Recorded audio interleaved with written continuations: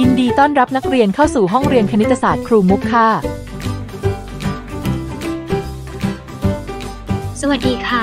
ยินดีต้อนรับนักเรียนทุกคนเข้าสู่ห้องเรียนคณิตศาสตร์ครูมุกเรื่องการบวกและการลบจำนวนเต็มค่ะ